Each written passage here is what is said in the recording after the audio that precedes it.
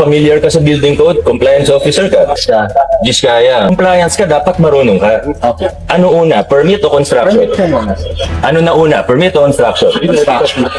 Hindi ito personal. Pero, nakailang sabi na kami. Isa sa pinakamalaking kontraktor sa buong Pilipinas. Sa sarili ninyong syudad, hindi ko yung mga ng permit. Familiar ka sa building code? Compliance officer ka?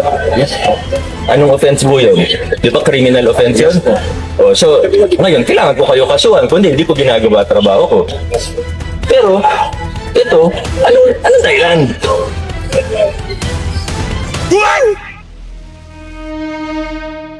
Opo, sir. Nagtataka ako sa inyo. Kasi, di ba AAA kayo? Quad H. Quad A, o hindi lang pala AAA. Quadruple A pala kayo. Kayo isa sa pinakamalaking kontraktor sa buong Pilipinas. Sa sarili ninyong syudad, hindi ko yung mga ng permit. Bakit gano'n? Ito, pare. Ano permit niyan? Meron, sir. Ano nga ang may permit? building permit. Meron building permit. Ilang floors yung in-apply na ng building permit? For... Ilang floors yan, pare? Sir, ito na for all of you. Ano una? Permit o construction? May permit na po. May building permit. So, kukuha ka ng permit na 4 floors, tapos magtatayo ka ng Hindi, sir. 3, Ito, Boss, hindi yan 6 stories pa yan? 7? 5 lang po. Oh, pero yung permit Yung mo 4. sir, for ina-apply na namin So, walang permit yung 5th floor niyan. Oh, malinaw ha, sinasabi niya, walang permit yung 5th floor. In-applyan nila 4 floors, itong building pa lang po ito, hindi pa kasama itong mga to. Bakit ganun ang nangyari? Ina-apply na po namin, sir. Kaya, pare, compliance ka, dapat marunong ka. Ano una, permit o construction? Permit ka muna. Ano na una, permit o construction? Familiar ka sa building code? Compliance officer ka? Yes. Anong offense mo yun? Di ba criminal offense yun? Oh, so, ngayon, kailangan ko kayo kasuhan, kundi hindi ko ginagawa trabaho ko. Ito, may permit na to, wala. Ongoing na po, sir. Ano una dapat, pare? Construction o permit? Permit po. Dito, ano na una? Construction o permit? Construction. Oo, malinaw ha. Wala akong, di natin hinaharas do. Lumalabag kayo sa batas. Nakailang sabi na kami. Nung una naman, nagsasabi kami ng maayos. Nagno-notice kami ng maayos. Pinapatawag namin kayo ng maayos. Ba't ayaw nyo tumigil? Kitang-kita sa sarili kong mata. Ongoing yung mga construction, pati din sa kabilang lote. Wala kayong mga permit. Bakit? Sir, ito po. Nahihirapan ba kayo sa upo? Kasi kung nahihirapan kayo, may hihingi ba sa inyo ng lagay? Wala po. Wala naman. Kung meron, sumbong nyo sa akin, di ba? Kami may kasalanan noon. Sumbong nyo, a-actionan ko yan. Pero, ito, anong dahilan? Hindi mo alam. Sino kaya makakasagot sa akin? Sir, narinig niyo ba yung sinabi ko sa kanya? Bakit po ganun ang ginagawa ninyo? Sir, bilang quadruple A contractor, alam niyo ang lahat ng batas, alam niyo ang lahat ng proseso. Bakit hindi po kayo sumusunod? Ang alam ko, sir, bali, ano na ng bukhan na icon ngayon. Sir, kung ano tinanong ko sa kanya, yun din po tatanungin. Kilala mo na kayo, sir? Harvey Salan. Ano po kayo, sir? Engineer po kayo? O engineer pa kayo, dapat kabisado niyo ang lahat. Sa batas po, ano po una? Construction o permit? Permit. Dito po, 5th floor natin. Ano po na una? Construction o permit? Construction na nauna. Dito po, sir. Ano po na una? Construction o permit? Actually, may ongoing, pero ongoing din po yung amin. Nasaan yung permit? Ito po, sir. Hindi apply. Actual permit ang pinag-uusapan natin. Sir, ganito po. Kung nag-apply kayo ng permit at nagkaroon kayo ng problema, pinahirapan kayo, mali yung proseso namin, sumbong niyo sa akin, ako mismo ang gawa ng aksyon. O kaya kasuhan niyo kami kung may mali talaga.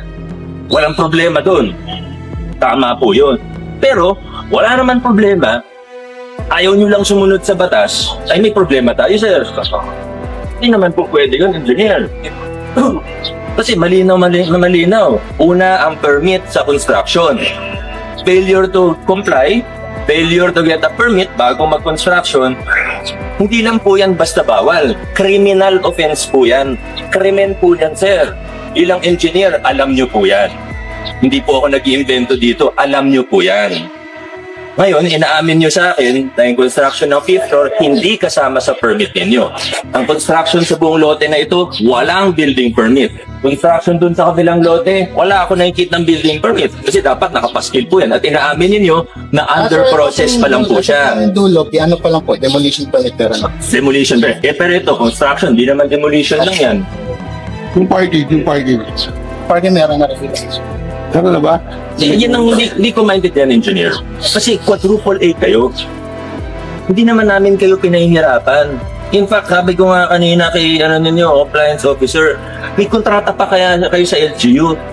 Tanungin niyo yung mga gumawa sa rainforest, may kontrata kayo. Walang problema. Hindi namin kayo kinakaaway, hindi namin kayo hinaharas. Kahit na yun yung laging sinasabi ng owner ninyo, hindi totoo yun. Ang problema, hindi kayo pati yung mga waiting shed, wala naman permit yun eh. Illegal yung ginagawa ninyo. Kung legal kayo, walang problema. Kaso illegal yung ginagawa ninyo. Criminal offense ang ginagawa ninyo, kaya may problema tayo. Naintindihan po ninyo, engineer. Makakarating po ba sa owner natin? Oo, wala nang problema eh. Kaso gumagawa kayo ng illegal. At hindi ko talaga maunawaan kasi bilang quadruple A contractor ko, bakit naman sa madaling i-comply, hindi nyo pa i-comply? Hindi ko maintindihan talaga. Ano kaya ang dahilan? Nasanay lang talaga na gano'n? Ay, hindi naman po. Kasi yung mga revisions po kasi yung plano. Hindi po kasi po yung nagkakaya. Revision ng plano, wala pa nga. Nauuna yung construction nyo sa application eh. Wala naman excuse. Papagawa ako ng 4-story building. Kukuha ako ng permit, 4 stories. Okay naman. Tapos i-construct ko 5-6 floors. Ano yun? Kaya sumunod tayo sa batas. Lalo na ang malalaki dapat sumusunod sa batas. Tama excuse eh. Hindi naman mahirap. Negosyo nyo yan eh. Buti kung iba yung negosyo ninyo. Maintindihan ko ba? Baka hindi kabisado. Paano hindi nyo kabisado? Quadruple A contractor kayo. Tapos, gagamitin nyo sa politika. Sasabihin nyo, hinaharas. Hindi. Sumunod tayo sa batas. Kahit kaibigan ko pa yan, kahit sarili ko pang pamilya yan, pag hindi sumusunod, kailangan mag-comply. Ayaw mag-comply, patigas ang mukha, kakasuhan namin. Ano gusto niyo mangyari ngayon?